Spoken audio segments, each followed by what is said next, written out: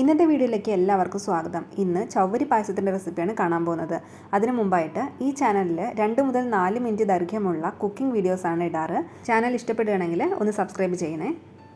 ഇനി എങ്ങനെയാണ് ചവ്വരി പായസം ഉണ്ടാക്കാമെന്ന് കാണാം. അതിനായിട്ട് ഞാനൊരു 1/4 ഗ്ലാസ് ചവ്വരിയാണ് എടുത്തിരിക്കുന്നത്. അത് നന്നായി കഴുകിയതിന് ശേഷം വെള്ളം ഒഴിച്ചിട്ട് ഒരു 10 മിനിറ്റ് ഒന്ന് കുതിർക്കാനായിട്ട് വെക്കണം. 10 മിനിറ്റിന് ശേഷം തുറന്ന് നോക്കുമ്പോൾ ചവ്വരി നന്നായിട്ട് തന്നെ കുതിർന്ന് കിട്ടിയിട്ടുണ്ട്. ഇനി ഇതിലെ വെള്ളമൊക്കെ ഒന്ന് ഡ്രെയിൻ ചെയ്തെടുക്കണം. അതിനായിട്ട് ഒരു അരിപ്പയിലേക്ക് ഈ ചവ്വരി ഇങ്ങനെ കുറച്ച് നേരം ഒന്ന് ഇട്ട് വയ്ക്കുകയാണ്. അപ്പോഴത്തേന് ഇതിലുള്ള വെള്ളമൊക്കെ ഊർന്നു പൊക്കോളും. ഇനി ഒരു ചട്ടി അടുപ്പത്ത് വെച്ചിട്ട് അതിലേക്ക് കുറച്ച് നെയ്യ് ഒഴിച്ചിട്ട് അണ്ടിപ്പരിപ്പും മുന്തിരിയും വറുത്തെടുക്കുകയാണ്. ഇതൊരു പാത്രത്തിലേക്ക് മാറ്റാം. ഇനി ഇതേ ചട്ടിയിലേക്ക് മീഡിയം തിക്നെസ് ഉള്ള 2 ഗ്ലാസ് പാലാണ് ഞാൻ ഒഴിച്ചു കൊടുക്കുന്നത്. ഇതിലേക്ക് കുറച്ച് വെള്ളം കൂടി ചേർത്തിട്ട് ഇതാദ്യം ഒന്ന് തിളപ്പിച്ചെടുക്കണം. ഇതുപോലെ തിള വരാൻ തുടങ്ങുമ്പോഴത്തേനും കുതിർത്ത് വെച്ചിരിക്കുന്ന ചവ്വരി ചേർത്തിട്ട് നന്നായിട്ട് ഇളക്കി കൊടുക്കുക. കൈയെടുക്കാതെ ഇളക്കി കൊടുക്കാൻ വേണ്ടി ശ്രദ്ധിക്കണം. ഇല്ലെങ്കിൽ ചവ്വരി വളരെ പെട്ടെന്ന് ചട്ടിയുടെ അടിയിൽ പിടിക്കാൻ ചാൻസ് ഉണ്ട്.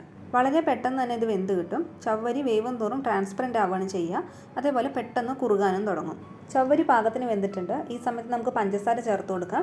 1/4 ഗ്ലാസ് ചവ്വരിയാണ് ഞാൻ എടുത്തിരുന്നത്. അപ്പോൾ 1/2 ഗ്ലാസ് പഞ്ചസാരയാണ് ഇപ്പോൾ ചേർക്കുന്നത്. ഇത് പാകത്തിനുള്ള മധുരം ഉണ്ടാവും കേട്ടോ. നിങ്ങൾക്ക് ആവശ്യമാണെങ്കിൽ അധികം പഞ്ചസാര ചേർക്കാവുന്നതാണ്.